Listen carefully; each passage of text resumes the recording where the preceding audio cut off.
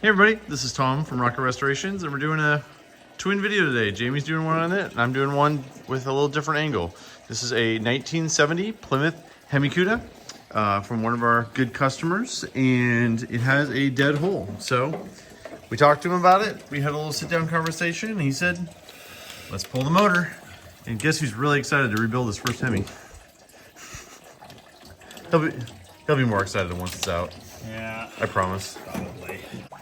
So I've been working on this car off and on for 15 years, and we've put a lot of really good parts on it. That's actually an NOS upper hose and, you know, a lot of that kind of stuff. So, but what we're gonna do is there's this really cool tool right here.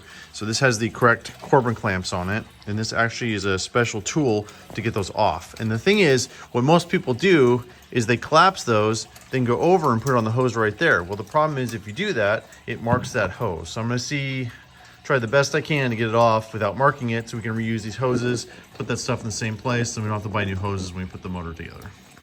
One thing I always try to do is we take stuff apart is to write notes down now, because you're gonna remember it now. You know, 2 months from now when we put the motor back in, you're not gonna remember any of this stuff. So, you know, steering box was a little bit loose. We're probably gonna get that rebuilt. It was missing the correct Hemi trans cooler. All the booster stuff's wrong, we're gonna fix that. And I just found, for example, it has super 1/4-inch bolts holding the radiator fan shroud on, and one's just straight up missing. So I'm gonna write a note down here to order that stuff so we have it when we put the motor back together. Good news, everybody. I could be the millionth person on YouTube to make this joke. I gotta pee. All right, making some good progress up here. Jamie got all these spark plugs out. I'm gonna start working on getting all the wiring out of here. We have to pull this valve cover once the wiring's off because it won't clear the inner fender. You get way more room once the valve cover's off. Yeah, Jamie's way faster at this than I am, so I just mostly stay out of his way and get done what I can. Yeah, don't forget on the Hemi, the spark plugs actually seal the valve covers in. Don't forget to take those off. The valve cover won't come off very easily that way. All right, valve cover off. See what the valve trim on the Hemi looks like. I'm sure most of you probably know what that looks like, but it's pretty much the Mona Lisa in the Louvre. As Jamie would say. I'm just stealing all his bits today. We're working together too much. All right, Jamie got the fuel line off down there. I can smell the gas pouring out. Got the fan shroud loose. I don't want to do the lower hose so we get the block drains out. Hopefully those come out. That's generally about 50-50. Those generally season the block, but seeing as this is a Hemi block without that many miles and it's been done before, crossing my fingers, can't get the radiator out till we get the cooler lines in the lower hose, and we're gonna put it up on the lift to do that. Must be way easier. And as we normally do around here, we're going to do the body drop like Chrysler intended from the factory.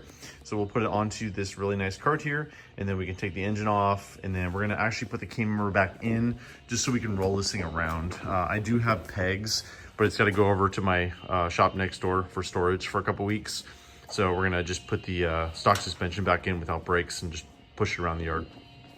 Jamie is draining the auxiliary trans cooler, which is not factory. We're gonna see if we can, I believe Glen Ray Radiators sells the production one. So we're gonna go ahead and get a right one for this thing to make it all right. All right, so to drop it out, we need to do upper control arms, brake lines, shocks. Drive line's gotta come out, which is real fun with an H-pipe on a Hemi. Cross member, and I'm sure a few more things I'm missing, but Exhaust might be good. Exhaust might be a good idea too, yeah. You know, it's only just right in my face looking at me. Another thing you have to be careful of on a Hemi is they have these heat tubes that go to the back of the motor. You have to make sure you get those off. And I honestly can't remember if this has them or not. One comes up from the exhaust manifold, one goes on the exhaust pipe. I don't see the rear one, so I think that's off, but I think there might be one in the manifold. But if that's attached to the engine and the manifold, we don't have to worry about it because they'll come out as one unit. You can see the heat riser has already been wired open, so we don't have to worry about that either. All right, so file this one under. I probably wouldn't be doing this unless there was a 426 Hemi. But so the whole exhaust, unfortunately, is completely welded together. So there's really no way to get this out without sawzalling it. So what I'm gonna do is I'm gonna cut it right behind the muffler right here, try to save the H-pipe. Although we're gonna get all new exhaust, but Jamie may want to run manifolds on his Hemi, so I see no reason to cut any more than I have to. But I'm gonna support it with the jack right here, just so all the weight isn't on those exhaust manifolds. We don't want something to crack on us or something stupid. But yeah, first you gotta break out the Sawzall to cut this off because it's completely welded system, which is very annoying. So I have to just buy a whole new ECS system with the correct mufflers, correct resonators, all that fun stuff. What do you know about removing Hemi exhaust? I'll tell you what I know.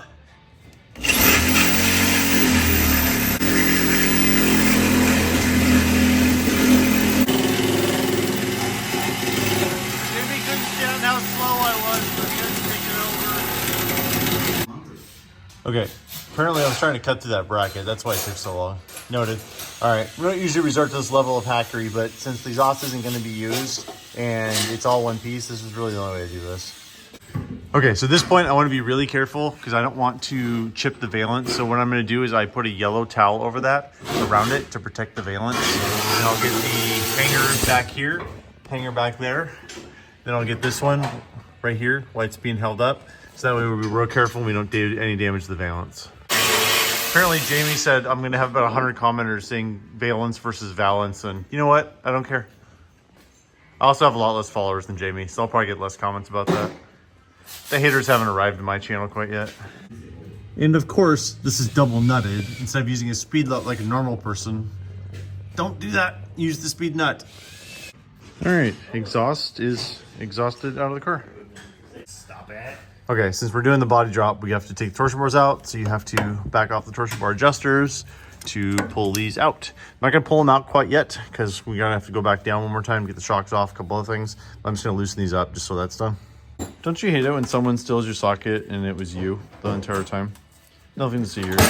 These are not the original wheels on here. We actually got some reproduction 450s that are gonna go on, but unfortunately the Goodyears are back ordered right now, so we're waiting for those. But yeah, we take your wheels off. Don't forget Mopar, left and right hand lugs. This one, we've already changed the front rotors out, so it should be right all the way around. But just to be careful, I'm not gonna put this on full send. I'm gonna put it on 1 instead of 3 in case I'm wrong. We don't actually damage anything or break some studs off.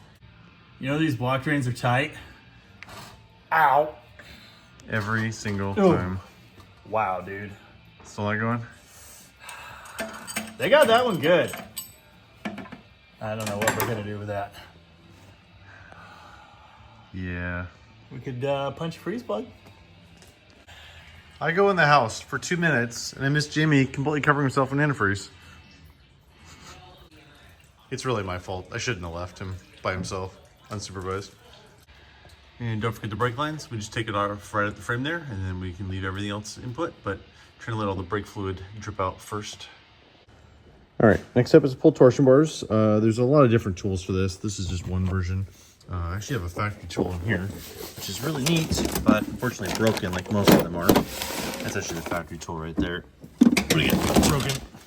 Use this one, it's a little more compact, but basically it's the same purpose. You sandwich the torsion bar around this, tighten these bolts down around the torsion bar, and then use a hammer. Okay, hoop it and it sees on the threads. Admit it.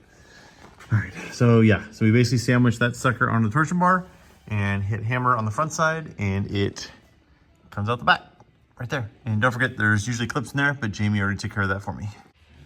All right, so tighten up, then you hit this with a hammer. I really can't do this while filming, so I'm gonna shut this off and I'll show you it loose. Got a big boy hammer.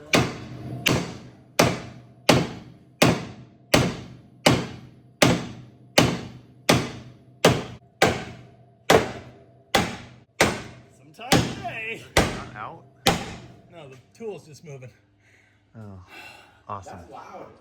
Okay, so we're at the point of the night where we're just trying to get this done because Jamie's only can come in one day this week and I've got to take my kid to basketball practice in 30 minutes. So we're really close. Suspension's out, just pull the radiator, need to get this other heater hose off. And I think that's pretty much all we have to do to drop this thing out. So getting very, very close. I'll probably pull the fan too, just because it's really close to the core support and I don't want to bend the fan.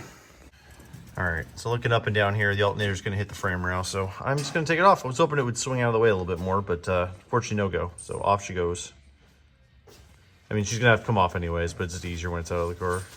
All right, Jamie's getting the K-member bolts out, and then we lift the car up over the motor very, very carefully so we don't scratch anything. As you can see on the shock tower there, it was scratched. How rude of Jamie to interrupt my video. It's already scratched the inner fender when it came in. All right, Jamie got the cross member because he's always the guy who goes underneath. We're not sure why. He's smaller than the rest of us. And I think we're ready to go up. Are we ready to go up? Yeah, hold your ponies. It's always nice having somebody in the engine bay to make sure you didn't miss anything. Especially on this one. Yeah, we don't want to break anything on a Hemi car. That'd be bad. It's a contact issue. Do it now. A little tight on this end. Fortunately, this is a manual steering car, which makes this a lot easier. The power steering box gives you 2-3 inches less room. All right, I gotta run the lift. All right, told me to go nice and easy. Nice and easy it is.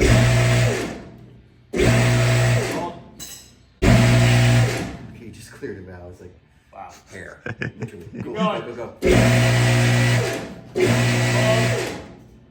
We got one wire. It's Oh, disconnected, but it's still in The choke wire? Oh, the brake wire? No. Choke- no. choke wire. Neutral Oh. safety. Neutral safety, There's no right? choke. Stop. Dipstick. Yeah, go ahead. Dude, I was gonna Dipstick. pull that. Go ahead. Go ahead. Over there. This is how you instruct the Hemi. Okay, so now we're gonna try to go out the back here. We're gonna go forward, but we have all the parts on the table here, which we're gonna organize and put on a shelf. Everything's of course bagged and tagged. We're gonna go straight out the back, and then we can pull it off the key member. Then we're gonna put the key member back in the car so we can roll it around. So the car's not just sitting dead in here on the lift for a month while the engine gets rebuilt. Maybe 2 months, we'll see. Absolute perfection. We are clear. That's impressive. I guess that's how you do that. That's how you do that. I'm impressed. Are you impressed?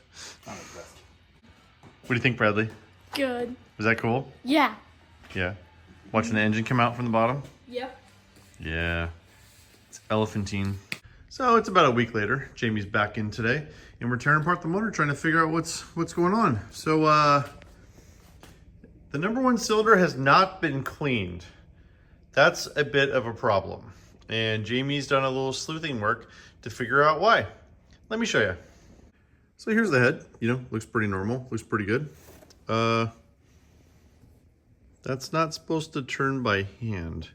That's supposed to have some valve pressure. So someone changed one valve at one point, and yeah, that's a problem. So you put a straight edge on this. That valve's a little bit higher than the other ones. That's not good. So I don't think one was even really firing because the valve was just staying open. Flopping around? Not doing what it should do? Yeah, so that explains a lot. You know, and this is one thing where we could just fix the head and put it back together, but we've gone this far. This motor has quite a few miles on it. It was rebuilt a long time ago. I don't know what else they messed up on this. So we're just going to continue to finish and completely rebuild this thing because this thing never really ran right, kind of ran like crap always. And so yeah, we're just going to go through and do all of it. So good times. All right, Jamie's got all the block all apart, all taken, well, apart. Main caps were really tight on it, so we're just going to leave them off for now. We'll let the machine shop take care of that. Rods and pistons out, crank. Everything actually looked pretty good. I mean, there's definitely some wear on the cylinder walls. So you can see there's a distinctive lip there, and the walls are pretty scored. So we're gonna get down to our favorite machine shop. For those who ask, we're in the area. We use Johnson's Machine Shop in Tumwater, Washington. They do a great job. They do all of our machine work. And then Jamie will actually do the assembly. So they basically just do the machine work. They do any boring, cleaning up, you know, checking out the block, all that. Heads look pretty good too, other than that valve spring issue. So I'll take this over to the machine shop in the morning, and hopefully they can get done pretty quick. Wow, the sun's out.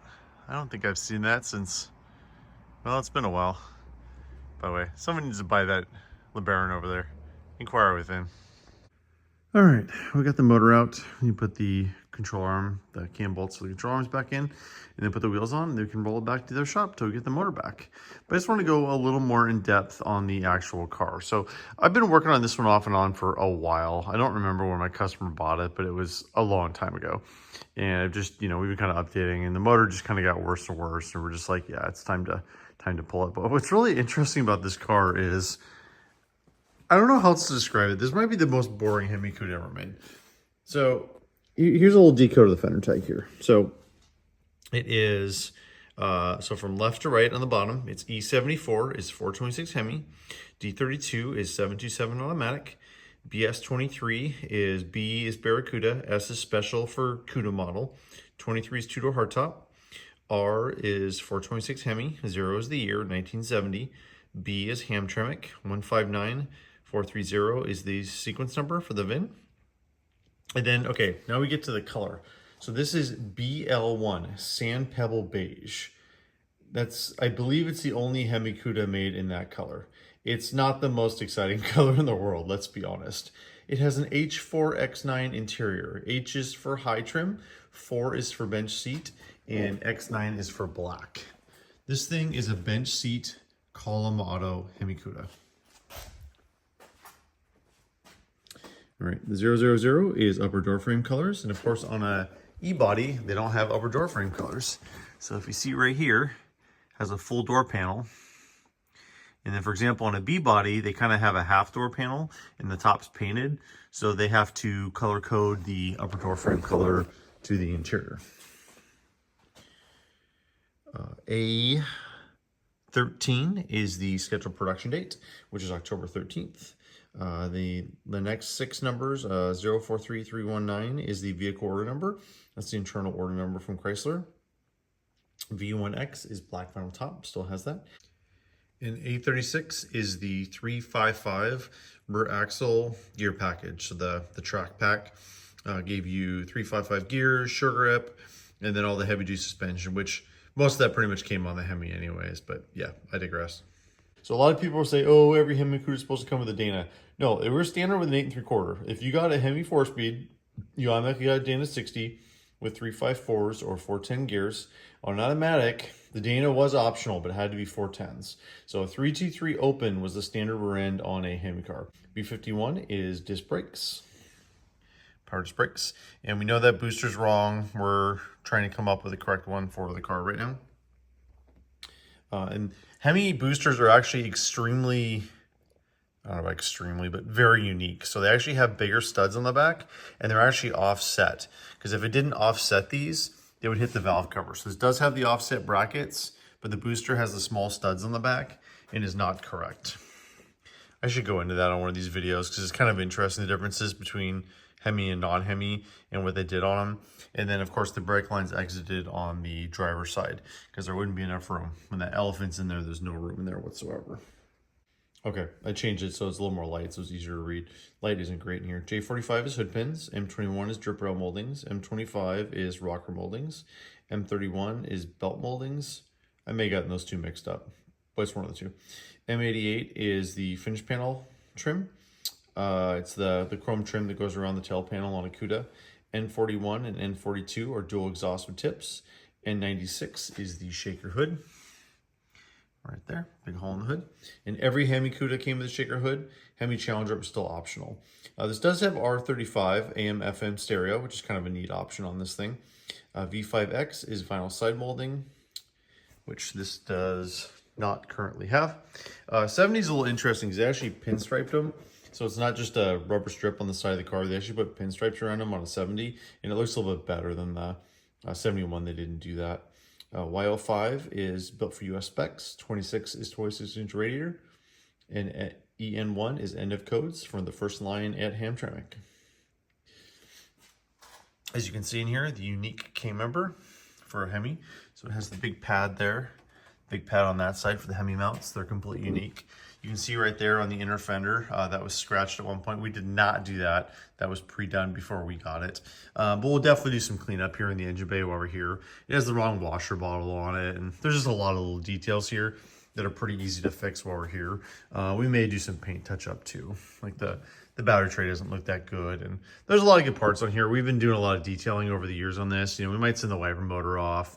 Again, you know, now that we have the motor out, that's kind of the time to do all this stuff. Here's the rear molding that I was talking about. So it's the chrome trim that goes around there.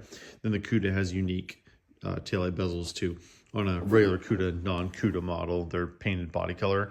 On this car, there's the Organosol paint on the tail panel and the tail lights that match that. Collector plates on it, of course. Top looks pretty good. It had a few condition issues. Last time I was in, we did some reconditioning on it and really brought it back to life. It really looks really good. He was talking about replacing the whole thing. We decided not to. It's got non-standard gauges in it. That wheel on there is the 450 wheel. So those are the famous, super hard to find wheels. Basically 70 Hemi only, 70-71 Hemi only. They're super hard to find, 15.7 steel wheel. The thing is, you either get rallies or steel wheels on these.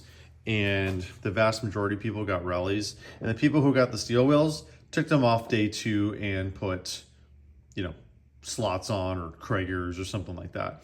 So they're really, really hard. But luckily, Tony's Parts It was since sold off to Vance. I'm not sure if they're still selling these or not, but they made reproductions of them for a little while. And we had a date, matching, you know, blah, blah, blah stamp set made for this car. So I just need to get some new F60s. In fact, funny story, last time we had this, we had, there was a little scratch on the door we got fixed. And I was driving it home from the body shop, which is like 5 miles away from here. And I actually lost the tire like half a block from the house. Like the F60 that was on it was really old and it just exploded. So I kind of had to limp it home. It wasn't good. The tire went flat. See on the Cuda, they got special rocker moldings on these with the gills. Really good looking rocker moldings. You know, just one mirror on this, which is interesting. A lot of Cudas got the passenger mirror, but this one didn't. All right, everybody. Thanks for watching. Really appreciate it. We got a 273 just got dropped off this morning. Don't worry about that. Pretty sure that's going to be on Jamie's channel. 2-barrel stock rebuild. But yeah, thanks everybody for watching. It was kind of fun taking the Hemi out of this thing. It's going to be even more fun putting it back in and getting this thing back out on the road. Hope everybody enjoyed the video. This is Tom from Rocket Restorations, and we'll talk to you soon.